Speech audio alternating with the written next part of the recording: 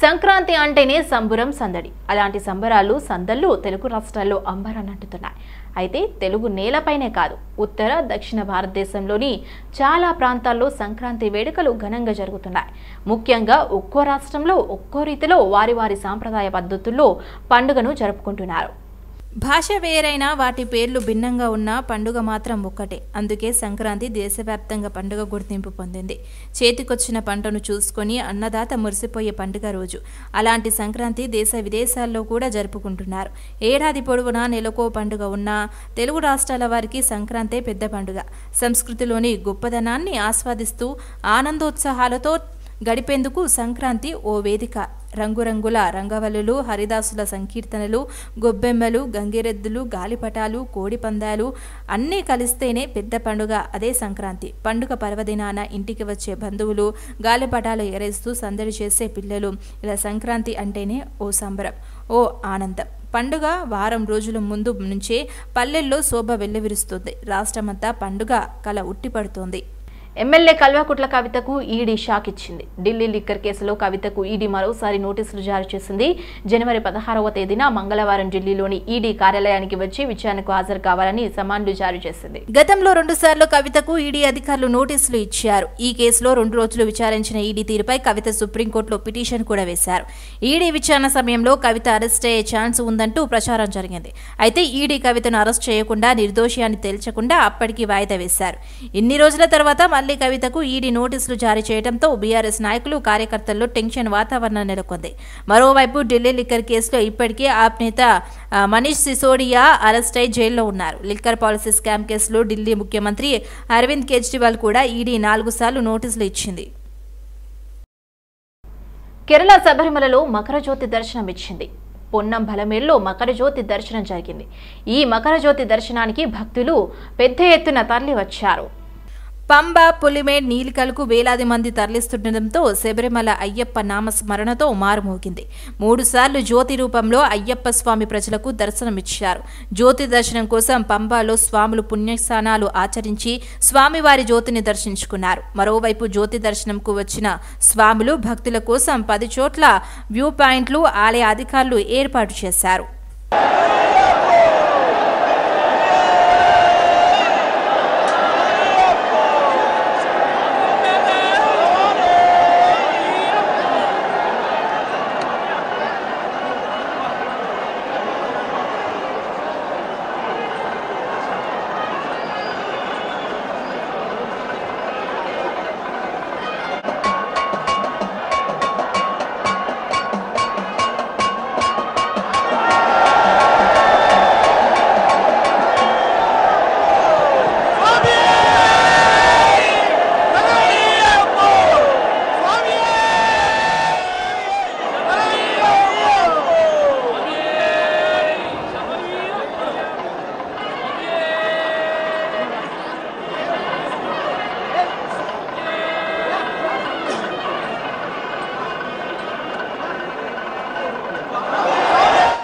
ముఖ్యమంత్రిగా బాధ్యతలు స్వీకరించిన తర్వాత రేవంత్ రెడ్డి తొలి విదేశీ పర్యటన ప్రారంభమైంది.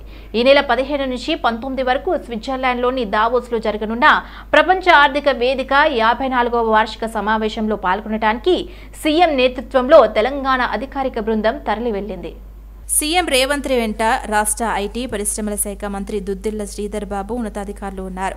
రాష్ట్రంలో భారీ పెట్టుబడుల లక్ష్యంగా తమ దావోస్ పర్యటన కొనసాగుతుందని శ్రీధర్ బాబు ఒక పర్యటనలో తెలిపారు. తెలంగాణ ఏర్పడిన తర్వాత ప్రపంచ ఆర్థిక వేదిక సమావేశానికి వెళుతున్న రాష్ట్ర అధికారిక బృందానికి ముఖ్యమంత్రి నేతృత్వం వహించడం ఇదే తొలిసారి అని పేర్కొన్నారు. రాష్ట్రంలో పెట్టుబడులకు అనుకూలతలు, ప్రాధాన్యతలు ఈ వేదిక ద్వారా సీఎం నేతృత్వంలోని బృందం వివరించినట్లు ఆయన తెలిపారు. ప్రధానమంత్రి హోదాలో ఉండి నాడు జవహర్లాల్ నెహ్రూ సోమనాథ్ మందిర పునరుద్ధరణకు అడ్డుపడ్డారని, నేడు రామ మందిర ప్రాణప్రతిష్ఠ విషయంలో కాంగ్రెస్ అదే పద్ధతిలో వ్యవహరిస్తోందని బీజేపీ తెలంగాణ రాష్ట్ర అధ్యక్షుడు కిషన్ రెడ్డి విమర్శించారు. కాంగ్రెస్ డిఎన్ఏలోనే హిందూ వ్యతిరేకత ఉందని ఆరోపించారు. మొదటి నుంచి బుజ్జిగింపు రాజకీయాల కోసం కాంగ్రెస్ హిందూ వ్యతిరేకంగా మారిందన్నారు. అందుకే ప్రజలు కాంగ్రెస్ను ఎప్పటికీ క్షమించారని కిషన్ రెడ్డి మండిపడ్డారు. నాడు సర్దార్ పటేల్ కాంగ్రెస్ పార్టీలోనే ఉన్నారని, అలాంటి వ్యక్తి సోమనాథ్ మందిర పునరుద్ధరణ చేస్తామంటే నెహ్రూ అడ్డుపడ్డారని, పునరుద్ధరణ కార్యక్రమానికి వెళ్తామంటే రాష్ట్రపతిని అడ్డుకునే ప్రయత్నాలు చేశారన్నారు. కాంగ్రెస్ పార్టీ దేశ ప్రజల మనోభావాలను అర్థం చేసుకునే పరిస్థితిలో లేదని విమర్శించారు. కాంగ్రెస్ పార్టీ ఇటీవల అసెంబ్లీ ఎన్నికల్లో 2 రాష్ట్రాల్లో అధికారం కోల్పోయిందని, ప్రస్తుతానికి 3 రాష్ట్రాలకే పరిమితమైందన్నారు. రానున్న లోక్సభ ఎన్నికల్లో కూడా కాంగ్రెస్ ఉనికిని కోల్పోయే ప్రమాదం ఉందని కిషన్ రెడ్డి అన్నారు. కొల్లాపూర్ నియోజకవర్గంలో బీఆర్ఎస్ కార్యకర్త మల్లేష్ హత్యపై కేటీఆర్ చేసిన వ్యాఖ్యలకు మంత్రి జూపల్లి కృష్ణారావు స్ట్రాంగ్ కౌంటర్ ఇచ్చారు. కొల్లాపూర్ నియోజకవర్గంలో వ్యక్తిగత కక్షలతో జరిగిన బీఆర్ఎస్ కార్యకర్త మర్డర్ను రాజకీయ హత్యగా చూపే ప్రయత్నం చేస్తున్నారని ఫైర్ అయ్యారు. మల్లేష్ మర్డర్ కేసులో పోలీసులు ఇప్పటికే 3 రిమాండ్ చేశారని తెలిపారు. ఇక తాను ఏనాడు హత్య రాజకీయాలను ప్రోత్సహించలేదని, మేము చెప్పుడు చట్ట వ్యతిరేక పనులు చేయలేదన్నారు. మీరు చేసిన చట్ట వ్యతిరేక పనుల వల్లే మీకు ఈ గతి పట్టిందని కౌంటర్ ఇచ్చారు. 29న డిసెంబర్ 29న నార్కల్ జిల్లాలో పెద్దగత్తపల్లి మండలంలో గండ్రాపల్లి గ్రామంలో మల్లేష్ యాదవ్ నేతను బంధువుల చేతిలో హత్యకు గురైంది. వ్యక్తిగత కారణాల వల్ల భూ తగాదా వల్ల జరిగినటువంటి సంఘటన. దాన్ని ఎన్నికలై నెల రోజులు గడిచిన సందర్భంలో దాన్ని రాజకీయంగా వాడుకోవాలని చేసిన ప్రయత్నమే బాధ అనిపిస్తుంది.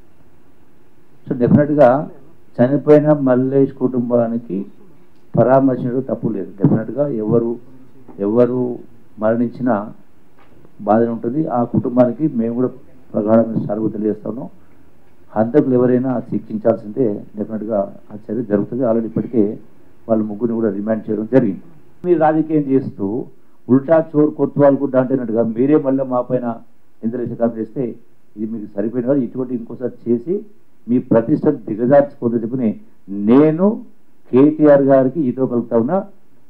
ఇటువంటి దాన్ని ఆసరాలు చేసుకుని మా ప్రతిష్టకు భంగం కలిగించాలంటే మీరు ఎవరు చేయలేరు. ఆ మరక మీకే అంటది, మాకు అంటదు. మేము కిందికెళ్ళి వచ్చినాం, అట్టడికెళ్ళి వచ్చినాం, మేము పైకెళ్ళి కూడా పడలే. బల్కంపేటలోని వెంకటేశ్వర స్వామి ఆలయంలో ప్రధాన అర్చకులు వేద పండితుల వేద మంత్రోచ్చరణలతో గోదాదేవి రంగనాయక స్వామి కళ్యాణం కన్నుల పండుగగా జరిగింది. ఈ కార్యక్రమం ఈవో నరేందర్ రెడ్డి, చైర్మన్ బొడ్డు కుమార్ ఆధ్వర్యంలో ఘనంగా నిర్వహించారు. ఈ కళ్యాణ మహోత్సవంలో భక్తులు అధిక సంఖ్యలో పాల్గొని కళ్యాణాన్ని తిలకించారు. స్వామివారికి కళ్యాణానికి వచ్చే భక్తుల కోసం ఆలయ అధికారులు అన్ని వసతులను ఏర్పాటు చేశారు. ప్రతి సంవత్సరం స్వామివారి కళ్యాణం ఘనంగా నిర్వహిస్తామని ఈవో నరేందర్ రెడ్డి తెలిపారు. సికింద్రాబాద్ లో సంక్రాంతి వేడుకలు ప్రజలు అంగరంగ వైభవంగా జరుపుకుంటున్నారు. ఈ మేరకు సంక్రాంతి పండుగను పురస్కరించుకుని సికింద్రాబాద్ టకారా బస్తీలోని తన నివాసంలో కుటుంబ సభ్యులతో కలిసి మాజీ deputy speaker, Secunderabad MLA Teegulla Padmarao Goud పతంగిలను ఎగరవేశారు. పతంగిలను ఎగరవేసేటప్పుడు ప్రజలు అప్రమత్తంగా ఉండాలని పద్మారావు గౌడ్ సూచించారు. చిన్నారులు భవనాలపై పతంగులు ఎగరవేసేటప్పుడు కుటుంబ సభ్యులు దగ్గరుండి మరి చూసుకోవాలని కోరారు. నగరంలో పలు చోట్ల పతంగుల వల్ల విషాద ఘటనలు చోటు చేసుకున్నాయని, కావున చిన్నారులు, యువకులు తగు జాగ్రత్త పాటించాలని ఎమ్మెల్యే పద్మారావు గౌడ్ కోరారు. గిరిజనులకు పౌర సదుపాయాలు కల్పించే బృహత్తర కార్యక్రమం జనజాతి న్యాయ అభియాన్లో దేశవ్యాప్త ప్రధానమంత్రి మోడీ ప్రారంభించారు. తెలంగాణలో రంగారెడ్డి జిల్లా పెద్దదేముల్ మండలం చైతన్యనగర్లో కేంద్ర మంత్రి కిషన్ రెడ్డి ఈ కార్యక్రమంలో పాల్గొన్నారు. ఈ నేపథ్యంలో మరిన్ని వివరాలు మా బ్యూరో చీఫ్ శ్రీనివాస్ అందిస్తారు. బిర్సా ముండా జయంతి సందర్భంగా దేశవ్యాప్తంగా ప్రధానమంత్రి జనజాతి న్యాయ్ అభియాన్ కార్యక్రమాన్ని ఈరోజు ప్రారంభించారు. దేశవ్యాప్తంగా ఉన్నటువంటి గిరిజనులు, లక్షలాది మంది గిరిజనులకు అక్కడ గిరిజన ప్రాంతాల్లో కనీస వసతులు లేవు, అంగన్వాడీలు కావచ్చు, ఆసుపత్రులు కావచ్చు లేని పరిస్థితిని చక్కదిద్దడానికి ఈ కార్యక్రమం తోడ్పడుతుందని, ఈ కార్యక్రమం ఆ సదుపాయాలను, ఆ లోటును భర్తీ చేస్తుందని తెలుస్తూ ఉంది. మన రాష్ట్రంలో తెలంగాణలో కేంద్ర మంత్రి, బీజేపీ రాష్ట్ర అధ్యక్షుడు కిషన్ రెడ్డి రంగారెడ్డి జిల్లా పెద్దేముల్ మండలంలోని చైతన్యనగర్లో ఈ కార్యక్రమంలో పాల్గొన్నారు.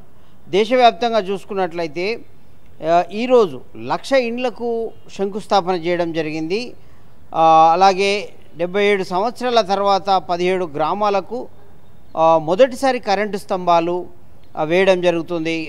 72,000 ఆధార్ కార్డులు, 83,000 ఆయుష్మాన్ భారత్ కార్డులు, 26,000 ఎకరాలకు కిసాన్ సమ్మాన్ నిధులు విడుదల చేయడం వంటి కార్యక్రమాలు ఈ పథకంలో ఉన్నాయి. జన్జాతి న్యాయ్ అభియాన్ కార్యక్రమంలో. అలాగే 19,479 ఆదివాసీలకు కిసాన్ క్రెడిట్ కార్డులు కూడా ఇవ్వడం జరిగింది. 10,000 ఎకరాలకు భూమి హక్కు పత్రాలు కూడా ఇవ్వడం జరిగింది. ఈరోజు 31,370 రేషన్ కార్డులు కూడా ఇవ్వడం జరిగిందన్న విషయం మనకు తెలుస్తూ ఉంది. కేంద్ర మంత్రి కిషన్ రెడ్డి ఆధ్వర్యంలో తెలంగాణలో ఈ కార్యక్రమం ప్రారంభం కాగా దేశవ్యాప్తంగా ప్రధానమంత్రి ఈ కార్యక్రమాన్ని ప్రారంభించారు. వివిధ రాష్ట్రాల్లో అక్కడి కేంద్ర మంత్రులు, ముఖ్యమంత్రులు ఈ కార్యక్రమం ప్రారంభోత్సవంలో పాల్గొన్నారు. గిరిజనులకు ఇప్పటి వరకు జరగని అనేక సదుపాయాలు కావచ్చు, కీలకమైనటువంటి ముఖ్య సదుపాయాలు అందని విషయాన్ని ప్రధానమంత్రి దృష్టి కేంద్రీకరించారు. వాళ్ళకున్నటువంటి అసౌకర్యాలపైన దృష్టి కేంద్రీకరించి వారికి ఈ బిర్సా ముండా జయంతి సందర్భంగా ఈ ప్రత్యేక సదుపాయాలు గిరిజన ప్రాంతాల్లో కల్పించడమే ఈ యొక్క జన్జాతి అభియాన్ యొక్క ముఖ్య ఉద్దేశంగా మనకు తెలుస్తూ ఉంది. వీడియో జర్నలిస్ట్ మధుతో శ్రీనివాస్, సిటీ విజన్, హైదరాబాద్. మా కుటుంబం రామభక్తులమే అని అయోధ్య రామ మందిర నిర్మాణం పూర్తయ్యాక రాములవారిని దర్శించుకుంటానని మంత్రి ఉత్తమ్ కుమార్ రెడ్డి అన్నారు. మేళ్ల చెరువులోని శివాలయాన్ని దర్శించుకుని పూజలు జరిపారు. లోక్సభ ఎన్నికలు సమీపిస్తుండటంతో అసంపూర్ణంగా ఉన్న రామ మందిరంలో దేవతామూర్తుల ప్రాణప్రతిష్ఠ చేయడం సరైనది కాదని ఆయన అన్నారు. ఇది తన వ్యక్తిగత అభిప్రాయమని పీఠాధిపతి శంకరాచార్యులు కూడా ఇదే మాట చెప్పారని అన్నారు. హిందూ ధర్మాన్ని పెంపొందించి కాపాడే పీఠాధిపతులు కూడా అదే చెప్పారని గుర్తు చేశారు. ఇక హిందూ ధర్మం పట్ల మోదీ కంటే పీఠాధిపతులే ఎక్కువ కృషి చేశారని, వారి నిర్ణయాన్ని గౌరవించి విగ్రహ ప్రతిష్టకు దూరంగా ఉన్నానని స్పష్టం చేశారు. కానీ ఆలయ నిర్మాణం సంపూర్ణంగా పూర్తయిన తర్వాత తాను దేవుణ్ణి దర్శించుకోవడానికి వెళ్లనున్నట్లు తెలిపారు. ఎన్నికల్లో లబ్ధి పొందే దురుద్దేశంతోనే ఇదంతా జరుగుతున్నట్లు తాను భావిస్తున్నానని వెల్లడించారు. బీజేపీ ఆర్ఎస్ఎస్ ఈవెంట్ల జరుగుతున్నట్లు ఉందన్నారు. స్థానిక సంస్థ ఎన్నికలు కూడా, ఎందుకంటే పార్లమెంట్ ఎన్నికలు కొంత ముందొచ్చే సూచనలు స్పష్టంగా అవపడుతున్నాయి. పార్లమెంట్ ఎన్నికల ఎలక్షన్ షెడ్యూలు 9వ తారీఖు నుంచి 15వ తారీఖు ఫిబ్రవరి వరకు ఏ రోజైనా రావచ్చు. ఆ నుంచి 45 రోజుల్లో తెలంగాణలో పార్లమెంట్ ఎలక్షన్ జరుగుతాయి. తెలంగాణలో కాంగ్రెస్ పార్టీ 13 నుంచి 14 సీట్లు గెలవబోతున్నాము. నల్గొండ పార్లమెంట్ స్థానాన్ని 3 లక్షల మెజారిటీతో గెలవబోతున్నాము.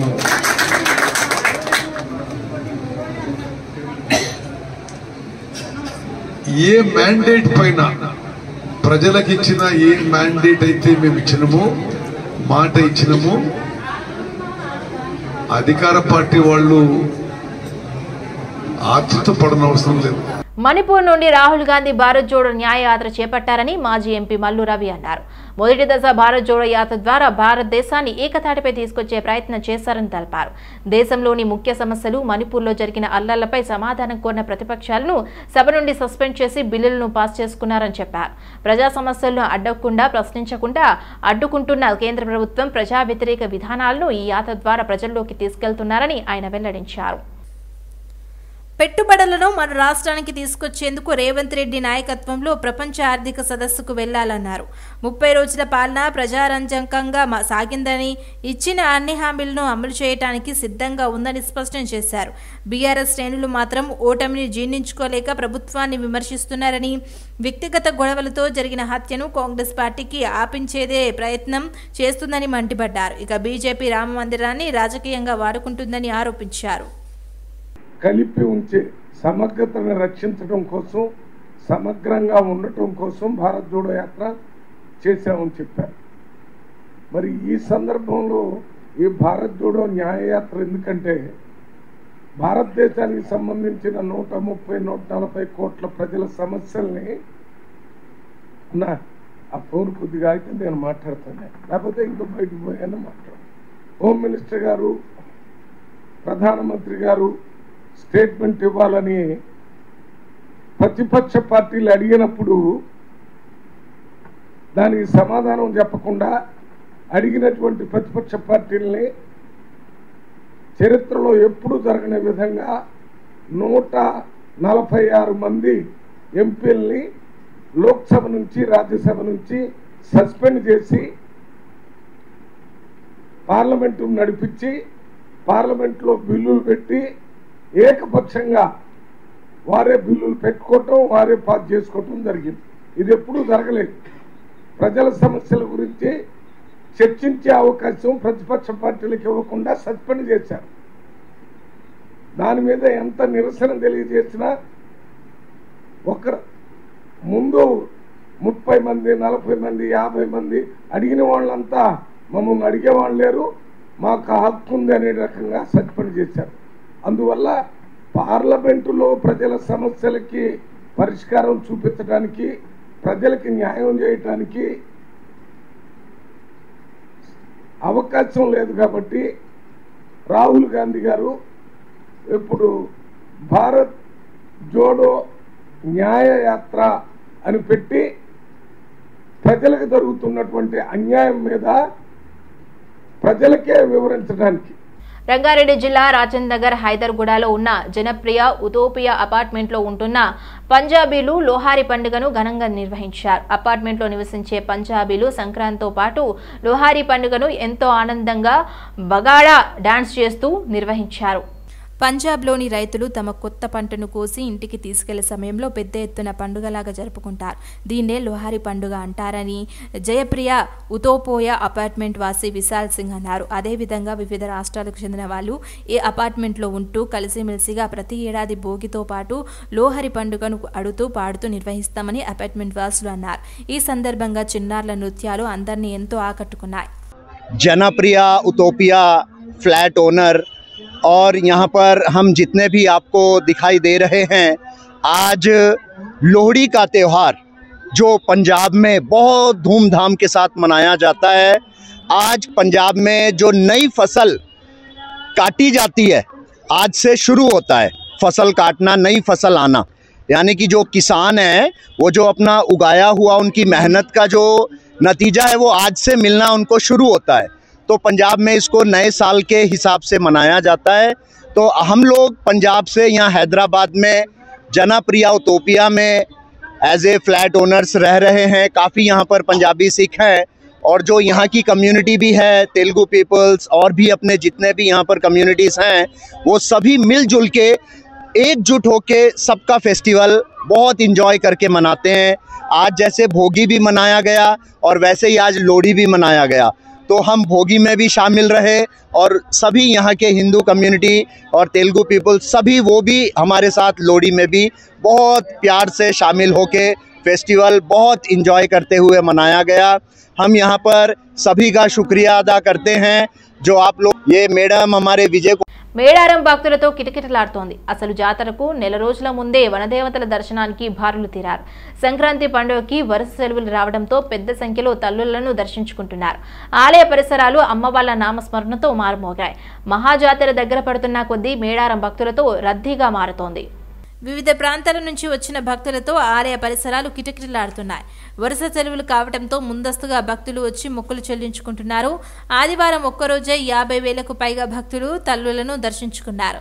జంపన్న వాగులో పుణ్యస్నానాలు ఆచరించి కోరిన కోరికలు తీర్చే ఇష్ట దైవాలను స్మరించుకున్నారు. బంగారాన్ని మొక్కులుగా సమర్పించుకుంటున్నారు.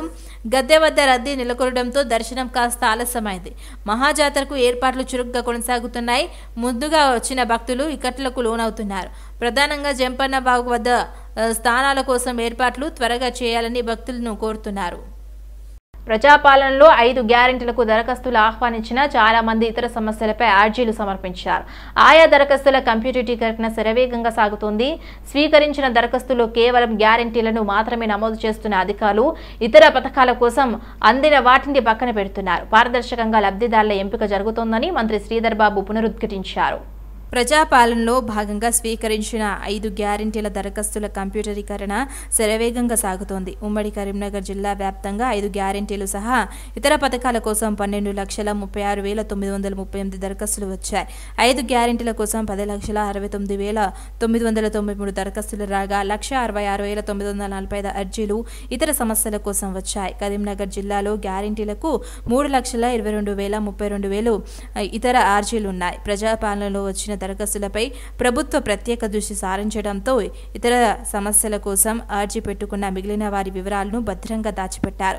ఇతర దరఖాస్తులను కొందరు పంచాయతీ కార్యదర్శులు తమ పంచాయతీల్లోనే భద్రపరిచారు. ఇక ఇంకొందరు కార్యదర్శులు వాటిని ఆయా ఎంపీడీఓ కార్యాలయాలకు పంపారు. ఇక వాటి వివరాలను నమోదు చేసే అవకాశం లేకపోవడంతో ఆ విధంగా చేసినట్లు వారు చెప్తున్నారు. శంషాబాద్ శివార్లో చిరుతపులి సంచరిస్తుందంటూ స్థానికులు భయాందోళనకు గురయ్యారు. రంగారెడ్డి జిల్లా శంషాబాద్ మండలం నర్కుడ గ్రామ శివార్లో సీతారామచంద్రస్వామి ఆలయ సమీపంలో చిరుతపులి సంచరిస్తుందంటూ గ్రామస్తులు ఆందోళన చెందుతున్నారు. పోలీసులకు సమాచారం ఇవ్వడంతో సంఘటన స్థలానికి చేరుకున్న శంషాబాద్ పోలీసులు రాజేంద్ర నగర్ అటవీ శాఖ అధికారులు సీసీ కెమెరాలను పరిశీలించారు. అయితే అది చిరుతపులి కాదని అడవి పిల్లి అని అధికారులు తేల్చి చెప్పారు. స్థానికులు ఎవరు భయభ్రాంతులకు గురి కావద్దని, ఏదైనా క్రూర జంతువులు కనిపిస్తే తమకు సమాచారం ఇవ్వాలని అధికారులకు సూచించారు. ఈరోజు ఉదయం సుమారు 4 నుంచి 4:30 ప్రాంతంలో దేవాలయ ప్రాంగణంలోకి చిరుతపులిగా అనుమానించినటువంటి ఒక జీవం రావడం జరిగింది. సీసీ కెమెరాల్లో చూసి అందరూ కూడా చిరుతపులి అనుకున్నాము. మేము కూడా వచ్చి మా ఈఓ గారు, టెంపుల్ సిబ్బంది అందరూ కలిసి సంబంధిత అధికారులకు సమాచారం ఇవ్వడం జరిగింది.